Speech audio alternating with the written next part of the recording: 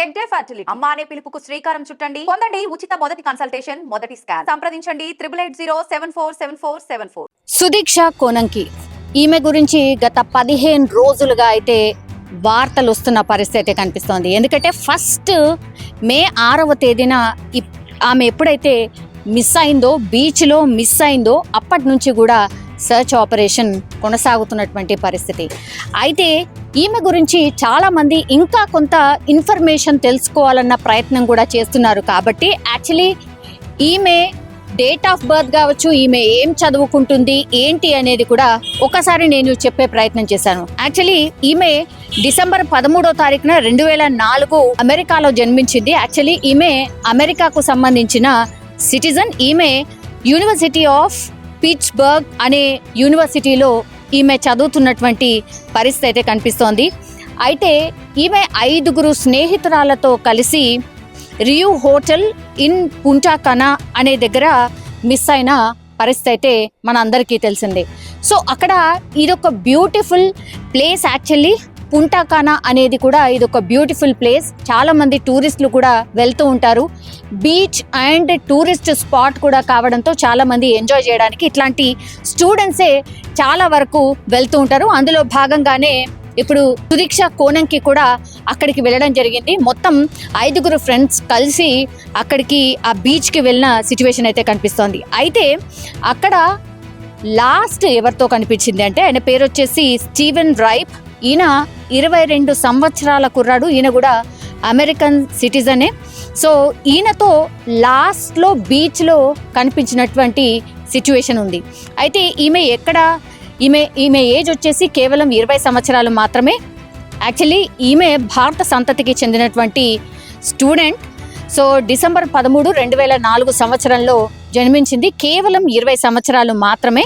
ఈమె మార్చి 6వ తారీఖు 2025 అంటే ఈ మంత్లోనే రియూ రిపబ్లికా హోటల్ పుంటా కానా డొమినికన్ రిపబ్లిక్ అనే స్టేట్లో డిజపేర్ అయింది. అక్కడి నుంచి కూడా సర్చ్ ఆపరేషన్ ఆమె గురించి వెతుకుతున్న సిచ్యువేషన్ అయితే కనిపిస్తోంది. ఈ రోజుకి 15 రోజులు అవుతోంది. ఇంకా కూడా సుదీక్ష మిస్సింగ్.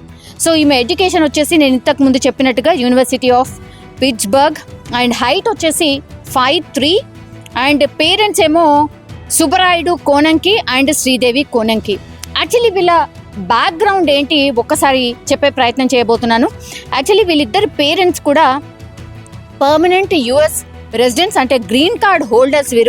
వీళ్ళు 2006 సంవత్సరం నుంచి కూడా యుఎస్లోనే ఉంటూ ఉన్నారు. సో వీళ్ళు ఎక్కడ అంటే వీళ్ళ రెసిడెన్స్ ఎక్కడ అని అంటే సౌత్ రైడింగ్, వర్జీనియా. సో ఈమె థామస్ జెఫర్సన్ హై స్కూల్లో చదువుకుంది. సైన్స్ అండ్ టెక్నాలజీకి సంబంధించిన subject. And university of Pittsburgh దాంట్లో బయాలజీ అండ్ కెమిస్ట్రీ ఆమె గోల్. అందులో ఆమె కెరీర్ని బిల్డ్ చేసుకోవాలనుకుంది. అంటే మెడిసిన్ ఫీల్డ్లో ఆమె రాణించాలనుకుంది. సో కేవలం 20 సంవత్సరాలు కాబట్టి ఆమె బయాలజీ అండ్ కెమిస్ట్రీ సబ్జెక్ట్ చదువుకుంటున్న పరిస్థితి. అయితే వీళ్ళందరూ కూడా ఈ 5 స్నేహితులతో కలిసి ఒక టూర్కి వెళ్ళారు. అది ఏ రోజంటే 3వ తారీఖుకి వాళ్ళు వెళ్ళినటువంటి పరిస్థితి. అయితే కోనంకి అండ్ ఇంకా మిగతా వాళ్ళతో పాటు అంటే ఈమెతో పాటు చదువుతున్నటువంటి స్టూడెంట్స్ ఎవరైతే ఫ్రెండ్స్ ఎవరైతే ఉన్నారో వాళ్ళందరూ కలిసి ఈ టూర్కి అయితే వెళ్ళడం జరిగింది. అయితే వీళ్ళు డొమినికన్ రిపబ్లిక్ వాళ్ళు స్ప్రింగ్ బ్రేక్ అనే ప్లేస్కి వెళ్ళిండ్రు. అక్కడ రియూ రిపబ్లికా అనే హోటల్లో స్టే చేసిన పరిస్థితి అయితే కనిపిస్తుంది. అయితే ఈమె సుదీక్ష ఎప్పటి నుంచి మిస్సింగ్ అంటే మార్చి 6వ తారీఖున 3 గంటల ప్రాంతంలో ఈ 5 ఫ్రెండ్స్తో కలిసి ఆమె ఒక హోటల్లో, ఒక హోటల్ బార్లో వీళ్ళందరూ కూడా చిల్అవుట్ అవుతూ కనిపించిండ్రు.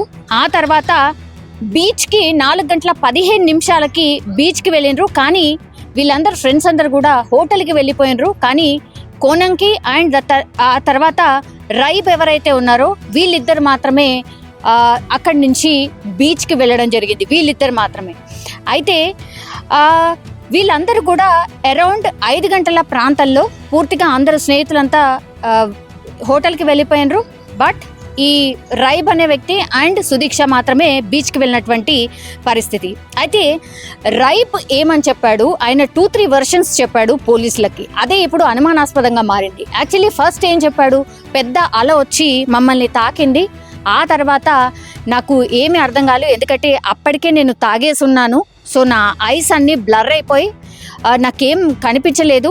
అప్పటికే నా పక్కనే సుదీక్ష కూడా ఉండింది. నేను ఆర్ యూ ఆల్ రైట్ అని అంటే మోకాల మీద నిల్చొని ఆమె కనిపించింది.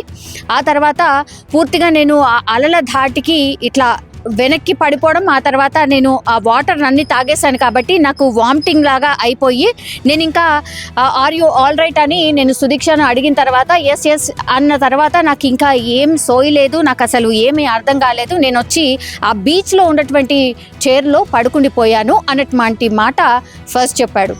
ఆ తర్వాత ఏం చెప్పాడు, సెకండ్ వర్షన్ ఇంట్రాగేషన్లో భాగంగా సెకండ్ వర్షన్ ఏం చెప్పాడు ఈ రైబ్. నెక్స్ట్ ఇంకో వర్షన్ పోలీసులకు ఏం వినిపించాడంటే, లేదు మేమిద్దరము బీచ్కి వెళ్ళాం, అవును కరెక్టే. ఆ తర్వాత పెద్ద ఆలోచి మమ్మల్ని తాకింది, నేను ఆ అల ధాటికి నీళ్లు మింగేసి నేను అన్కాన్షియస్ అయిపోయా, నాకు అసలు సుదీక్ష ఎక్కడుంది ఏంటి అనేది కూడా నాకు అసలు గుర్తు కూడా లేదు, వామిటింగ్ అయిపోయింది, నేను అక్కడే అన్కాన్షియస్ అయి పడిపోయానని ఇంకో వర్షన్ చెప్పాడు. సో ఇప్పుడు ఈ 2 వర్షన్స్ చెప్పేసరికి పోలీసులకు అర్థం కాలేదు, ఎందుకు ఇట్లా డిఫరెంట్గా చెప్తున్నాడు. ఓకే, తాగి ఉన్నాడు రైబ్ అనే విషయం అర్థమవుతోంది. ఈయన మీద అనుమానం కూడా అప్పటికి పోలీసులకు ఏం లేదు. కానీ లాస్ట్లీ సుదీక్షని చూసినా ఆర్ లాస్ట్లీ సుదీక్షతో పాటు ఎవరైనా ఉన్నారు అని అంటే కేవలం రైబ్ మాత్రమే, వాళ్ళ సీనియర్ అని చెప్తున్నారు. పెద్ద పరిచయస్తులా లేకపోతే అక్కడే ఆ ప్లేస్లోనే కలిశారా, ఇట్లాంటివన్నీ కూడా వార్తలు పెద్ద ఎత్తున వస్తున్నాయి. సో అన్నోన్, అక్కడ కేవలం పరిచయస్తుడు మాత్రమే అనే వర్షన్ కూడా వినిపిస్తోంది. సో అన్నోన్ ఏదో తూతూ మంత్రంగా పరిచయమైన వ్యక్తితోని సుదీక్ష బీచ్తోని చలో అని వెళ్ళిందా అనే వర్షన్ కూడా వినిపిస్తోంది. ఎందుకంటే వీళ్ళందరూ చిల్అవుట్ అవ్వడానికి, అట్లాగే హోటల్ బార్లో వీళ్ళందరూ కూడా కొద్దిసేపు మద్యం సేవించిన తర్వాతే వాళ్ళ బీచ్కి వెళ్ళడం జరిగింది.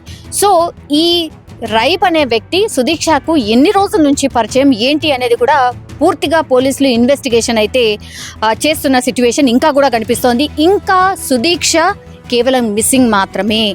ఆమె చనిపోయినట్టుగా పేరెంట్స్ ఇంకా రకరకాల వార్తలు 15 రోజులు అవుతోంది.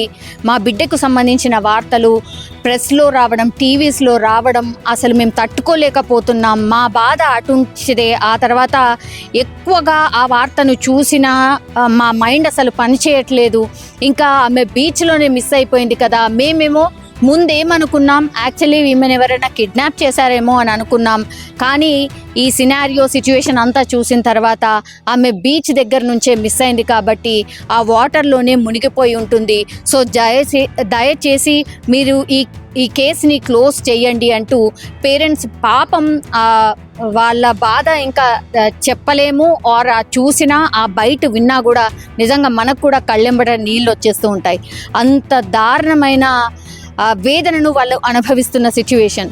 ఇప్పుడు ఎవ్వరు కూడా, ఇప్పుడు రైబ్ మాత్రమే ఉన్నాడు అక్కడ, కేవలం రైబ్ చెప్పినటువంటి వర్షన్నే తీసుకోవాల్సి వస్తోంది.